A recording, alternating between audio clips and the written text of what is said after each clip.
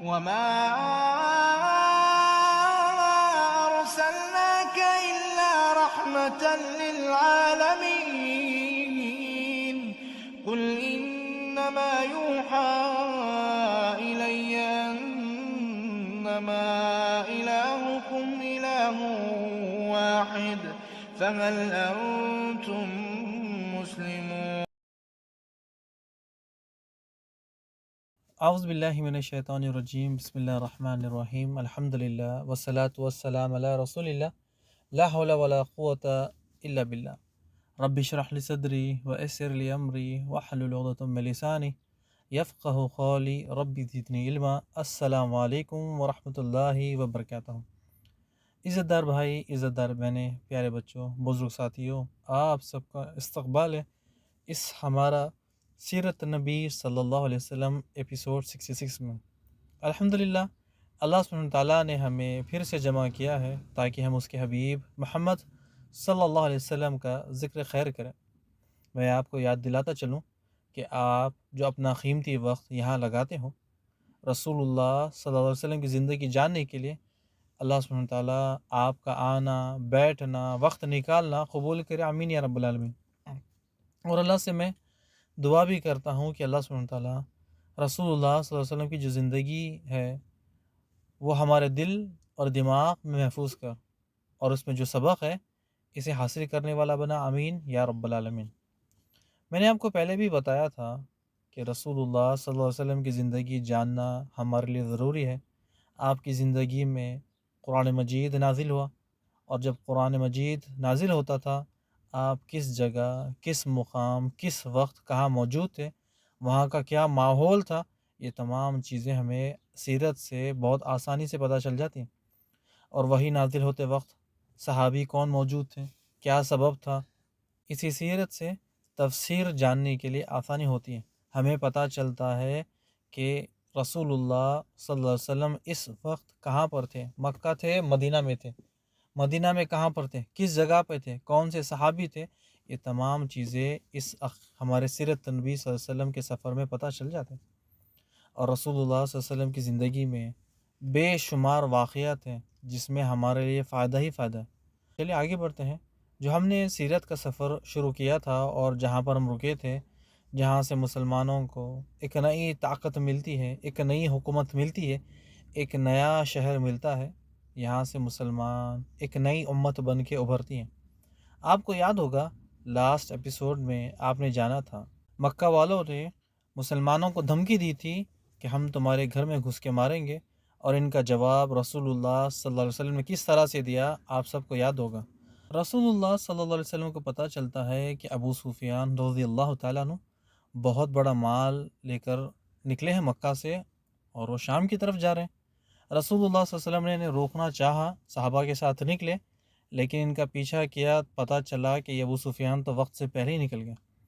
رسول اللہ صلی اللہ علیہ وسلم اب واپس آ گئے مدینہ، اور کچھ مہینوں کے بعد رسول اللہ کو پتہ چلتا ہے کہ ابو سفیان کا جو قافلہ جو مس ہو گیا تھا وہ مکہ واپس آ رہا ہے، اور اس کی جو روٹ ہے وہ مدینہ سے ہی گزرے گی۔ اب آپ نے کنفرمیشن کے لیے 2 صحابہ کو جاسوسی کے لیے بھیجا کہ آپ جا کر پتہ کرے کہ کون سا قافلہ کس وقت کس جگہ آنے والا ہے۔ تو 2 صحابہ نکلتے ہیں اور تمام انفارمیشن اکٹھی کرتے ہیں اور آپ کو واپس آ کر خبر کرتے ہیں۔ جس طرح آپ کو یاد ہوگا کہ اسی سال میں رمضان کے جو روزے ہیں وہ فرض ہوتے ہیں۔ ہجرت کا دوسرا سال ہے، آپ کی عمر 55 سال کے آس پاس ہے، یا آپ جب صحابہ یہاں سے نکلتے ہیں رمضان کا جو مہینہ ہے وہ شروع ہو گیا تھا۔ پہلا جو رمضان روزہ فرض تھا مسلمانوں پر، یہیں سے شروعات ہوگی۔ اب آپ نے صحابہ کو خبر کر دی کہ دیکھو ابو سفیان کا جو قافلہ ہے وہ آ رہا ہے اور اسے روکنا ہے، تو کون کون چلنا چاہتا ہے تو چلے۔ تو صحابہ نے سوچا کہ بس تھوڑی سی تعداد ہے، اور اتنی بڑی تعداد، جانا آنا سارا بوجھ، پھر تو بہتر ہے کہ کچھ صحابی جو جا رہے ہیں وہ تیار ہو جائیں تو نکل جائیں۔ تو 313 صحابی یہاں سے نکل رہے ہیں اور سامنے 40 ہیں، تو بہت بڑا ڈفرینس ہے۔ اس لیے جو صحابہ تھے وہ مدینہ میں رک گئے، کیونکہ انہیں پتا تھا کہ بڑی تعداد کے مقابلے چھوٹی تو بہت چھوٹی ہے۔ ابو سفیان کا جو قافلہ ہے اس کی حفاظت کرنے والے بس 40 سیکیورٹی گارڈز ہیں، 40 محافظ ہیں۔ تو تو ان کو تو آرام سے ٹیکل کر سکتے ہیں۔ رسول اللہ صلی اللہ علیہ وسلم اور صحابہ اکرام مدینہ سے نکلتے ہیں، اور جس طرح آپ کو یاد ہوگا کہ پچھلے ایپیسوڈ میں ہم نے بتایا تھا آپ کو کہ صف بندی ہوتی ہے۔ رسول اللہ صلی اللہ علیہ وسلم بچوں کو صف سے باہر نکالتے ہیں کہ جو بچے چھوٹے بچے ہیں ان کو باہر نکالیں، کہیں وہ بھاگم دوڑ میں پس نہ جائے۔ اور اسی طرح رسول اللہ صلی اللہ علیہ وسلم نے 2 صحابہ کو بدر کے میدان کی طرف بھیجا کہ جاؤ وہاں سے خبر لے کر آؤ، کہ پتہ کرو کہ ابو سفیان کا جو قافلہ ہے وہ کہاں سے گزرے گا، ان کے پاس کتنے آدمی ہیں، کتنے محافظ ہیں، کتنا مال ہے، یہ تمام انفارمیشن لے کر آؤ۔ تو یہاں سے 2 صحابہ نکلتے ہیں، قیس بن ابی سعصہ اور عدی بن عدی، یہ بدر کے میدان میں جاتے ہیں۔ وہاں جاتے ہیں، ٹھہرتے ہیں، پوری انفارمیشن جمع کرتے ہیں اور اپنے جانوروں کو پانی پلاتے ہیں، خود بھی پانی جمع کرتے ہیں اور وہاں سے نکلتے ہیں۔ اب ادھر ابو سفیان کا قافلہ بدر کے طرف قریب ہو رہا ہے، اور قریب بدر سے آنے سے پہلے پہلے ابو سفیان خود بدر کے میدان میں آ جاتے ہیں۔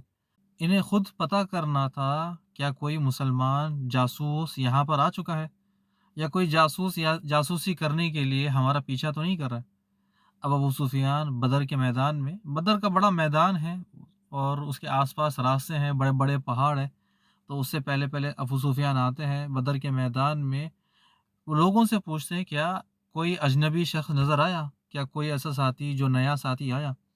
تو لوگ کہتے ہیں کہ سب تو نارمل ہے، ہاں دو کوئی اجنبی شخص آئے تھے، وہ اس جگہ پر بیٹھے تھے، اس جگہ سے ان لوگوں نے پانی پیا، اپنے جانوروں کو پانی پلایا۔ تو ابو سفیان اس جگہ جاتے ہیں جہاں پر 2 صحابہ کے اونٹ بیٹھے تھے، وہاں پر جاتے ہیں اور اونٹ کی مینگنیوں کو توڑ کر دیکھتے ہیں، تو دیکھ کے حیران ہو جاتے ہیں کہ ان مینگنیوں کے اندر گٹلیاں ہیں، اور وہ گٹلیاں مدینہ کے جو شہر ہے اس کے کھجوروں کی ہیں، اور اس میں بھوسا بھی ہے۔ اب ابو سفیان ہوشیار ہو جاتے ہیں، انہیں پتہ چل گیا کہ رسول اللہ صلی اللہ علیہ وسلم کے جاسوس یہاں پر آ گئے تھے، تمام جو خبریں ہیں وہ جمع کر لی ہے، اب کسی بھی جگہ، اب کسی بھی لمحہ، کسی بھی وقت اب ان پر حملہ ہو سکتا ہے۔ اب فوراً سے ایک آدمی کو پکڑتے ہیں، زمزم نامی شخص، اسے پیسے دیتے ہیں، اسے کہتے ہیں کہ فوراً مکہ جاؤ اور انہیں خبر دو کہ اپنے قافلے کی حفاظت کریں۔ اور وہ شخص طوفان کی طرح تیز دوڑتا ہے، مکہ والوں کو جا کر خبر دیتا ہے۔ ادھر جب مکہ والوں کو خبر ملتی ہے، مکہ کے بڑے بڑے سردار باہر نکلتے ہیں۔ بڑے بڑے سرداروں کا نکلنے کا مقصد یہ تھا کہ لوگوں کو ہمت آئے، جو لوگ طاقت رکھنے کے بعد بھی، ہمت رکھنے کے بعد بھی، اسباب رکھنے کے بعد بھی نکلتے نہیں ہیں، ان کو بلانے کے لیے تمام جو سردار ہیں وہ ایک جگہ ہوتے ہیں۔ اور جو سردار یا جو شخص نہیں نکلتا، جس طرح امیہ بن خلف، اس کا واقعہ آپ نے پچھلے ایپیسوڈ میں سنا، اگر کوئی مکہ سے نہیں جاتا سردار تو وہ اپنے بجائے کسی اور کو بھیجے، لازم ہے۔ تو پھر ابو لہب کا واقعہ آپ نے سنا کہ اس نے ایک شخص کو بولا کہ آپ میرے 40,000 دینا قرض ہے، میں قرض معاف کرتا ہوں، آپ میری جگہ آپ وہاں پر چلے جائیں۔ پھر اس کے بعد سہیل بن عمر رضی اللہ تعالیٰ عنہ کا واقعہ سنا، یہ بھی مسلمان ہو جاتے ہیں لیکن ابھی کفر کی طرف ہے۔ مکہ میں بڑے فیمس ہے کہ بڑی بڑی تقریریں کرنے پہ، اور جو صلح حدیبیہ کا جو ایگریمنٹ ہوتا ہے کافروں کی طرف سے، یہی آتے ہیں، اور رسول اللہ صلی اللہ علیہ وسلم، صحابہ کرام مکہ میں نہیں آئیں گے، اور کوئی اگر مسلمان مکہ سے مدینہ بھاگ کے آئے گا تو واپس کرنا ہوگا۔ یہ ایگریمنٹ میں جو لکھا تھا شخص ہے سہیل بن عمر، اور آپ کو یاد ہوگا ان کے 2 بیٹے عبداللہ اور ابو جندل، یہ دونوں مسلمان ہو گئے تھے، اور عبداللہ کو انہوں نے چال سے گرفتار کر دیا، پھنسا کر گرفتار کر لیا تھا، قید کر لیا تھا اپنے ہی گھر میں۔ اب جیسے ہی عبداللہ کو موقع ملا تھا، باپ کو چونا لگایا اور رسول اللہ صلی اللہ علیہ وسلم کے پاس چلے گئے جنگ بدر میں۔ انشاءاللہ ان کا واقعہ ہم نے سن لیا ہوگا۔ اب سہیل بن عمر مکہ میں اعلان کر دیتے ہیں کہ جن کے پاس پیسے نہیں مسلمانوں کے خلاف لڑنے کے لیے، وہ مجھ سے آ کے پیسہ لے لے، اور جن کو ہتھیار چاہیے، میرا ہتھیار کا جو خزانہ ہے وہ کھلا ہے، آ کر لے جائے۔ اب اسی طرح سے 1300 کی جو فوج تیار ہوتی ہے، اس میں مکہ کے تمام جو بڑے بڑے خاندان، بڑے بڑے سردار تمام حصہ لیتے ہیں، لیکن ایک خاندان اس میں شریک نہیں ہوتا ہے، اور یہ بنو عدی ہے۔ بنو عدی اس میں شریک نہیں ہوتا ہے۔ ہمارے ساتھ جو بھائی بہن بچے جڑے ہیں ان سب کو پتہ ہے کہ بنو عدی کون ہے۔ ایسا کرتے ہیں، ایک سوال کر لیتے ہیں۔ سوال یہ ہے کہ بنو عدی کس کا خاندان ہے؟ تو آپ ہمیں کمنٹس میں لکھیں کہ جو ہمارے بھائی بہن پچھلے ہمارے ایپیسوڈ سے جڑے ہیں ان کو پتہ چل جائے گا کہ بنو عدی کا خاندان کس کا ہے، اس کے سردار کون ہے۔ اگر پتہ چل جائے یا یاد ہے تو آپ کمنٹس میں لکھ دیں، انشاءاللہ اگر موقع مل جائے تو میں لاسٹ میں نام اناؤنس کر دوں گا، اگر نہیں تو پھر اگلے ایپیسوڈ میں اس کو دیکھیں گے انشاءاللہ۔ اور اسی 1300 کے لشکر میں بنو ہاشم بھی موجود تھا۔ بنو ہاشم کون ہے؟ آپ صلی اللہ علیہ وسلم کا خاندان۔ ابو جہل نے بنو ہاشم والوں کو دھمکی دی، اگر تم لوگ اس میں حصہ نہیں لوگے تو پھر ہم تمہارا بائیکاٹ کر دیں گے، جس طرح سے تمہارا 3 سال کا بائیکاٹ کیا تھا اسی طرح ہم بنو ہاشم کا پھر سے بائیکاٹ کر دیں گے، اب تو تمہارے بیچ میں محمد بھی نہیں صلی اللہ علیہ وسلم۔ اب جیسے ہی ابو جہل نے دھمکی دی تو بنو ہاشم والے بھی تیار ہو گئے کہ کسی طرح سے پھر ابو جہل کے ساتھ چلنے کے لیے۔ اب یہ مکہ کے کنارے پر آ جاتے ہیں، اب فائل نکالتے ہیں کہ یہ کام کرے نہ کرے، جس طرح قرہ اندازی تیر نکال کے کرتے ہیں، سب سے پہلا فعال نکالتے ہیں، تیر ڈالتے ہیں، فیصلہ ان کے خلاف آتا ہے، پھر دوسری بار پھر تیر نکالتے ہیں، پھر تیر ڈالتے ہیں، پھر فیصلہ ان کے خلاف آتا ہے۔ سامنے سے ابو جہل آتا ہے اور آ کر ان تیروں کو توڑ دیتا ہے، کہتا ہے چلو ابھی یہاں سے نکلتے ہیں۔ تو مکہ کی حفاظت بھی ضروری ہے، مکہ کی حفاظت کون کرے گا؟ تو مکہ کی حفاظت کے لیے خالد بن ولید رضی اللہ تعالیٰ عنہ کو چھوڑتے ہیں۔ خالد پوچھتے ہیں کہ کیوں مجھے چھوڑ رہے ہو؟ میں بھی آپ لوگوں کے ساتھ اس کارنامے میں چلوں گا اور حصہ لوں گا۔ ابو جہل کہتا ہے کہ اے خالد، اگر تمام جو شیر ہیں، جو بڑے بڑے سردار ہیں مکہ سے چلے جائیں گے تو مکہ کی حفاظت کون کرے گا؟ 1300 کا بڑا لشکر جب یہاں سے چلا جائے گا، جب دشمنوں کو پتہ چلے گا کہ مکہ خالی ہے، بڑے بڑے سردار یہاں سے نکل گئے، تو وہ مکہ پر آ کر حملہ کر دیں گے۔ تو اسی لیے ابو جہل نے مکہ کی جو سیکیورٹی ہے، جو سیفٹی کے لیے خالد بن ولید رضی اللہ تعالیٰ عنہ کو اور ایک چھوٹی سی ٹیم کو مکہ پر چھوڑ دیا کہ کسی طرح سے مکہ کو سنبھالے۔ 1300 کا لشکر یہاں سے نکلتا ہے تو سب سے پہلے ایک اور ٹینشن آ جاتی ہے۔ مکہ والوں کا ایک بہت بڑا دشمن ہے بنو بکر والے۔ بنو بکر مکہ والوں کے خاص دشمن ہے کہ اگر وہ یہاں سے نکلیں گے مسلمانوں پر حملہ کرنے کے لیے تو سامنے مسلمان ہیں اور پیچھے سے بنو بکر آئیں گے، اور دونوں کے بیچ میں یہ جو مکہ کے قریش ہیں کافر وہ پس جائیں گے۔ تو اب ان کا کیا کریں؟ اب یہاں پر انٹری ہوتی ہے ابلیس کی۔ آپ کو یاد ہوگا کہ ابلیس رسول اللہ صلی اللہ علیہ وسلم کے قتل کے ٹائم پر بھی آیا تھا۔ اب یہ دوسری بار پھر سے اس کی انٹری ہوئی۔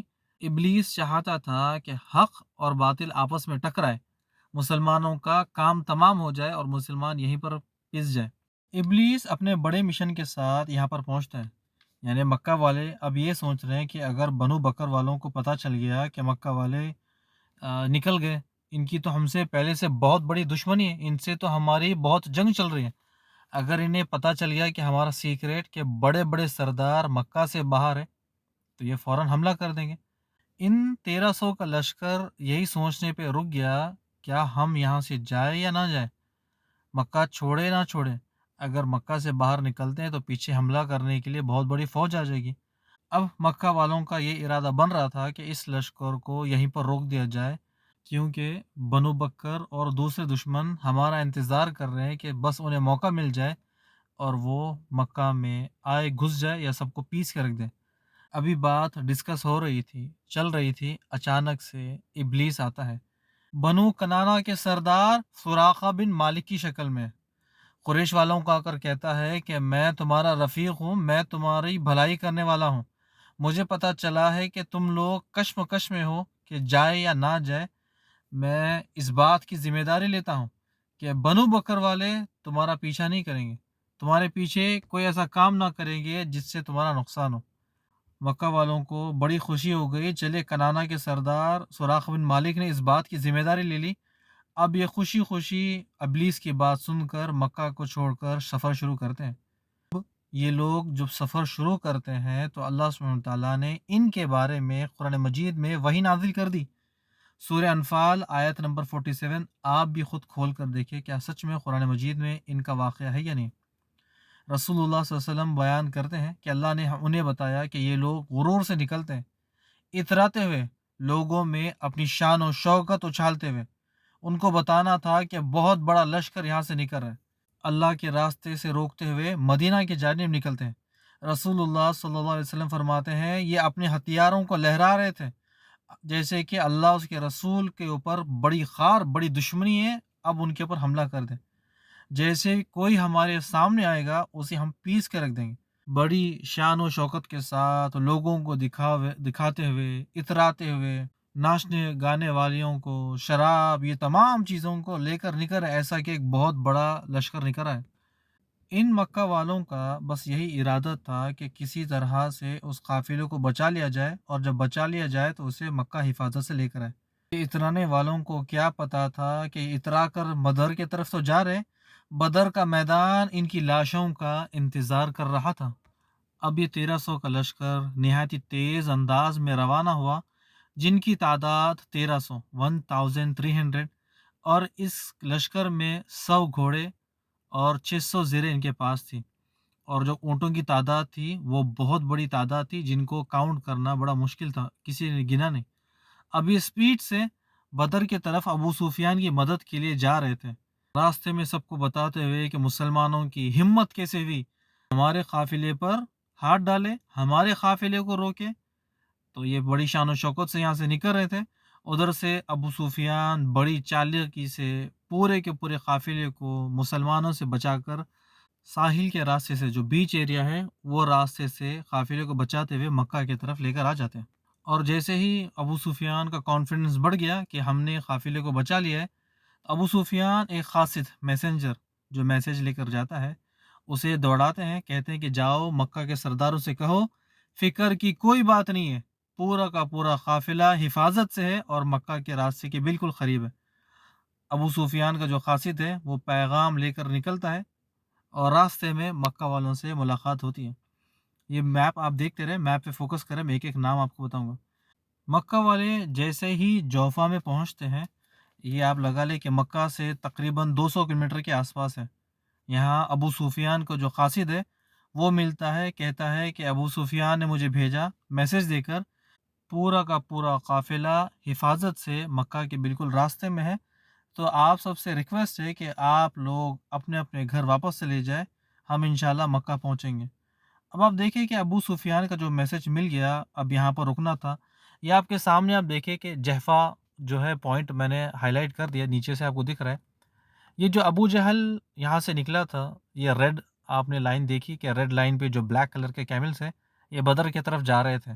تو اب یہاں جوفا میں یہاں پر ان کو انفارمیشن مل جاتی ہے کہ یہاں سے آپ واپس چلے جائے، ابھی آپ کو فائدہ نہیں آگے، کیونکہ ابو سفیان یہ مسجد اقصیٰ جو شام میں، وہاں دیکھیں آپ کو اوپر، وہاں سے جو گرین آپ کو روٹ آ رہی ہے کہ گرین اوپر سے نیچے نیچے آ رہی ہے، اب جیسے ہی بدر سے پہلے ابو سفیان اس کو لیفٹ ٹرن کر لیتے ہیں۔ اگر ابو سفیان آ رہے ہیں تو رائٹ ٹرن کر لیتے ہیں، ہمارا لیفٹ ہے لیکن ابو سفیان کا رائٹ ہے، وہ ابو سفیان رائٹ لیتے ہیں۔ یہ سمندر کے بالکل سائڈ سے سیدھا اسے مکہ جدہ سے مکہ لے کر آ جاتے ہیں۔ اب ابو سفیان نے قاصد کو کیا بولا، جوفا میں جب ملے تو کہا کہ آپ لوگ واپس چلے جائے ابھی، کیونکہ ہم نے قافلے کو بچا لیا ہے، اور یہ جو اوپر کی مسلمان کی جو مدینہ سے آئے تھے بدر، یہ بلو لائن ان کی ہے۔ رسول اللہ صلی اللہ علیہ وسلم یہ مدینہ سے نکلے ہیں اور بدر کے میدان میں آ کر رکتے ہیں۔ انشاءاللہ یہ میپ تھوڑا سا اور آگے درست کریں گے تاکہ آپ کو اچھے سے سمجھ میں آئے۔ اب آپ دیکھیں یہ جو پوائنٹ ہے، ریڈ پوائنٹ، جہاں جوفا پہ خبر مل گئی تھی کہ ابو جہل کو کہ ابو سفیان کو قافلہ حفاظت سے مکہ جا رہا ہے، آپ لوگ واپس چلے، لیکن یہ ابو جہل، ابلیس کا باپ، ابلیس کا استاد، اس کی اکڑ، اس کی انا لے کر آتا ہے اور کہتا ہے کہ اب ہم 1300 کا لشکر بدر کے طرف کوچ کریں گے، بدر کا میدان کی طرف ہم وہاں جائیں گے، وہاں 3 دن تک رکیں گے، اور 3 دن رکنے کے دوران وہاں جانوروں کو ذبح کریں گے، خود بھی کھائیں گے، لوگوں کو بھی کھلائیں گے، شراب پئیں گے، لوگوں کو بھی پلائیں گے، اور جو ہماری لونڈیاں ہیں وہ ہمارے لیے گانا گائیں گی، اور جو ہماری عزت ڈیمیج ہوئی ہے کہ لوگ کہہ رہے ہیں کہ تمہارا یہ آدمی محمد صلی اللہ علیہ وسلم، تمہارے ہی لوگ تمہارے خلاف ہو گئے، جو بھی ہماری عزت گئی اس کی بھرپائی کریں گے۔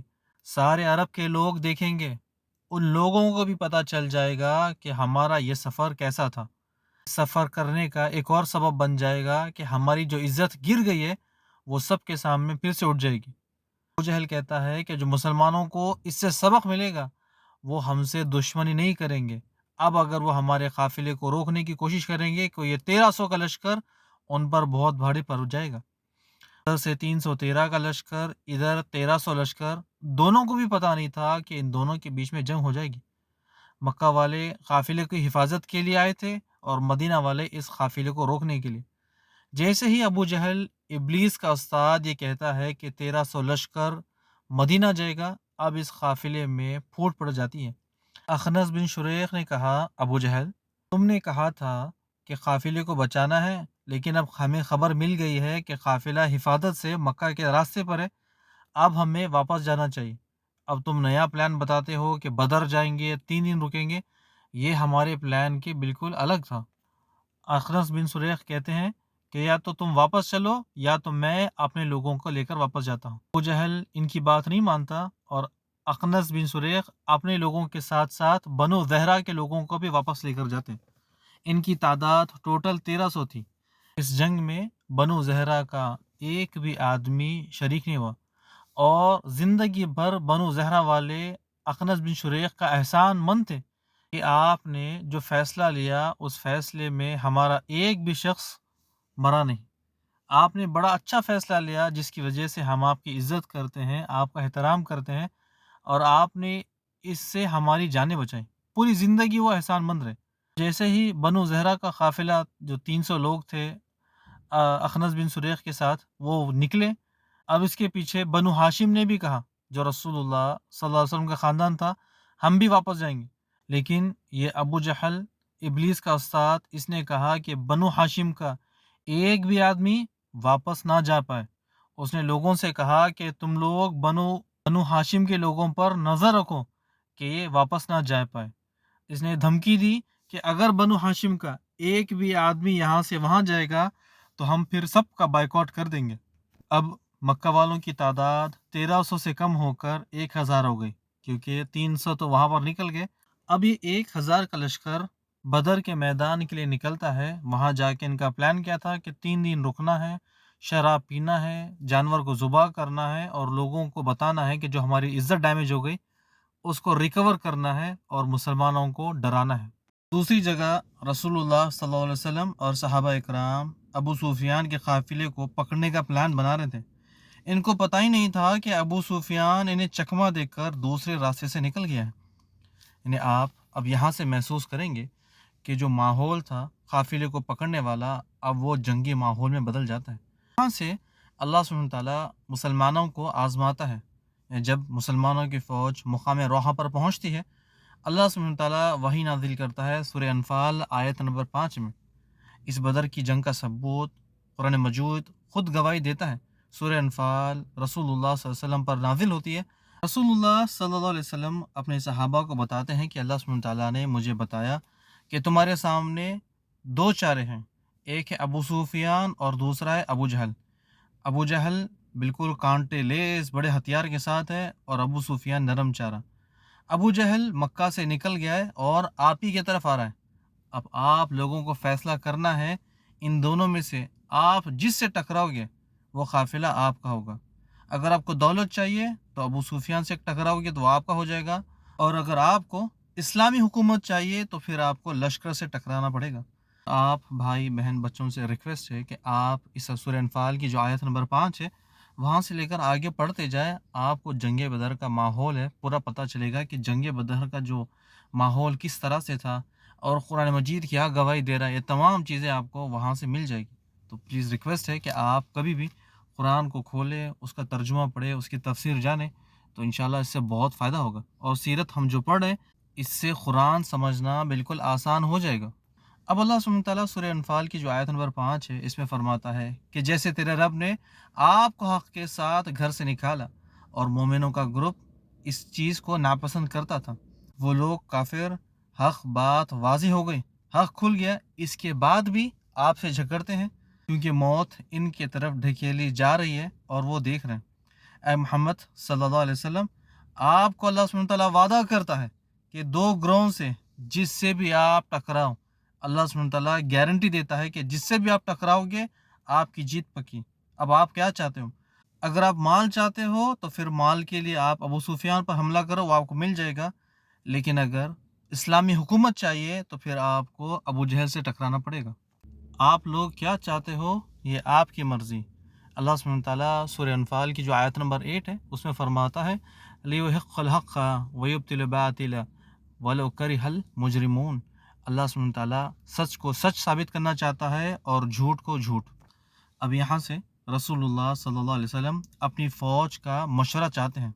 रसूलुल्लाह सल्लल्लाहु अलैहि वसल्लम अपने सहाबा को कहते हैं, उनको बताते हैं, हम जंग के कोने पर आ चुके हैं, हालत माहौल बदल चुका है। हम लोग चाहते थे कि काफ़िले को पकड़ ले, लेकिन काफ़िले को बचाने के लिए मक्का का बहुत बड़ा लश्कर ख़तरनाक इरादे के साथ, फ़ौज के साथ वो आ चुका है। अब हालत बड़े नाजुक हैं। रसूलुल्लाह सल्लल्लाहु अलैहि वसल्लम अपने 313 सहाबा के साथ मीटिंग करते हैं, कहते हैं कि अल्लाह सुब्हानहू तआला ने मुझे बताया कि 2 लश्कर हैं, एक है अबू सुफियान, एक है अबू जहल, जिससे तुम लड़ोगे वो तुम्हारा हो जाएगा। अब यहाँ कुछ सहाबा थोड़े से परेशान हो गए, क्योंकि वो तो काफ़िले को पकड़ने के लिए आए थे, उनका तो कोई इरादा नहीं था कि जंग करें। अब ना उनके पास हथियार है, ना सवारी है, 2 ही घोड़े हैं, अब कैसे मुकाबला करें? मदीना तो हमसे काफ़ी दूर है, अब वहाँ जाना आना ये चीज़ तो बड़ी मुश्किल है। अब यहाँ कुछ सहाबा ने ये तरकीब निकाली कि पहले काफ़िले को पकड़ लेते हैं और जो भी हथियार मिलते हैं उससे मक्का वालों को मज़ा चखाते हैं। लेकिन यहाँ तो एक ही काफ़िला मिलेगा, 2 नहीं मिलेंगे। अब रसूलुल्लाह सल्लल्लाहु अलैहि वसल्लम ने कहा कि मुझे मशवरा दो। सबसे पहले अबू बकर रज़ियल्लाहु ताला अन्हु उठते हैं। आप थोड़ा गौर करें कि सहाबा की मोहब्बत रसूलुल्लाह सल्लल्लाहु अलैहि वसल्लम से कैसी थी, कि किस हद तक आप सल्लल्लाहु अलैहि वसल्लम की इताअत करते हैं। अबू बकर रज़ियल्लाहु ताला अन्हु उठते हैं, कहते हैं कि या रसूलुल्लाह सल्लल्लाहु अलैहि वसल्लम, आप जो कहें हम उस पर लब्बैक कहेंगे, आप जो चाहते हैं हम वो करेंगे, आप हमसे क्यों पूछ रहे हैं? आपने फ़ैसला कर दिया, जहाँ जाने का हम आँख बंद कर आपके पीछे पीछे चलेंगे। तो अबू बकर बैठ गए, तो आप सल्लल्लाहु अलैहि वसल्लम ने कहा कि मुझे मशवरा दो। फिर उमर बिन ख़त्ताब रज़ियल्लाहु ताला अन्हु उठते हैं, कहते हैं कि या रसूलुल्लाह सल्लल्लाहु अलैहि वसल्लम, आप फ़िक्र क्यों करते हो, टेंशन क्यों करते हो? आपका दिल जहाँ करे हम वहाँ पर चलेंगे, आप बस हमें बोले हम आपके पीछे पीछे चलेंगे। जैसे ही उमर रज़ियल्लाहु ताला अन्हु बैठते हैं, फिर आप सल्लल्लाहु अलैहि वसल्लम ने कहा कि मुझे मशवरा दो। तो मिक़दाद बिन अमर रज़ियल्लाहु ताला अन्हु, जिनके पास जंग बदर में एक घोड़ा था, वो खड़े होते और उन्होंने इतनी ज़बरदस्त तकरीर की, कहा कि या रसूलुल्लाह सल्लल्लाहु अलैहि वसल्लम, आप हमें क्यों पूछते हो? मशवरा मशवरा मशवरा आप साइड में रखें, आप हमें बनी इसराइल ना समझे। बनी इसराइल ने क्या कहा था कि जब मूसा अलैहिस्सलाम ने कहा कि ए बनी इसराइल के लोगों, फ़लस्तीन पर हमला करो, अल्लाह सुब्हानहू तआला ने मुझे कहा है। इन लोगों ने दुनिया का सबसे बदतरीन, सबसे गंदा जुमला कहा था कि मूसा तुम और तुम्हारा रब जाकर लड़ो, हम यहाँ पर बैठेंगे। हम लोग ऐसे नहीं हैं, हम कभी नहीं कहेंगे कि आप और आपका रब जाके लड़े, कि हम तो कहेंगे कि आपका रब लड़े और हम भी आपके साथ हैं। अगर आप रसूलुल्लाह सल्लल्लाहु अलैहि वसल्लम समंदर के कोने तक जाएंगे तो हम भी आपका साथ देंगे। अगर आपने अपनी ऊँटनियों को लागर कर दिया, अगर आपने अपनी ऊँटनी को काट के टुकड़े टुकड़े कर दिया, तो हम भी अपनी ऊँटनियों को टुकड़े टुकड़े कर देंगे। अगर आप कहे कि समंदर में अपने जानवर के साथ कूद जाओ, तो हम आपके हुक्म पे लब्बैक कहेंगे और समंदर के अंदर अपनी सवारी के साथ कूद जाएंगे। इतना बेहतरीन तकरीर करने के बाद उमर बिन मिक़दाद रज़ियल्लाहु ताला अन्हु बैठ जाते हैं। फिर रसूलुल्लाह सल्लल्लाहु अलैहि वसल्लम ने कहा कि मुझे मशवरा दो। अब अंसार के सरदार फ़ाद बिन माद रज़ियल्लाहु ताला अन्हु उठते हैं, कहते हैं क्या रसूलुल्लाह सल्लल्लाहु अलैहि वसल्लम, आपको हमारा मशवरा चाहिए? आप सल्लल्लाहु अलैहि वसल्लम ने कहा कि हाँ, आप ही का तो इंतज़ार था, इतने लेट क्यों हो गए?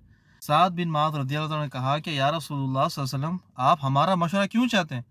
आपका खून गिरने से पहले पहले हमारी लाश ज़मीनों पर होगी, यानी हम अपनी जान दे देंगे, आपका खून का ख़तरा ज़मीन पर गिरे ना देंगे। तो ये बड़ी ज़बरदस्त तकरीर होने के बाद रसूलुल्लाह सल्लल्लाहु अलैहि वसल्लम से सहाबा पूछते हैं, रसूलुल्लाह आपको क्या चाहिए? आपने कहा इस्लामी हुकूमत, लश्कर। तमाम सहाबा अपनी मर्ज़ी से राज़ी हो गए कि हम आप सल्लल्लाहु अलैहि वसल्लम का साथ मरते दम तक देंगे। अब ये 313 सहाबा बदर की तरफ आगे बढ़ते हैं, मक्का के लश्कर के साथ दो दो हाथ करने के लिए। आज का जो एपिसोड है इसको यहीं पर रोकते हैं। बारकल्लाह फ़ीक व जज़ाकुमुल्लाह खैर। अस्सलामु अलैकुम व रहमतुल्लाहि व बरकातुहू।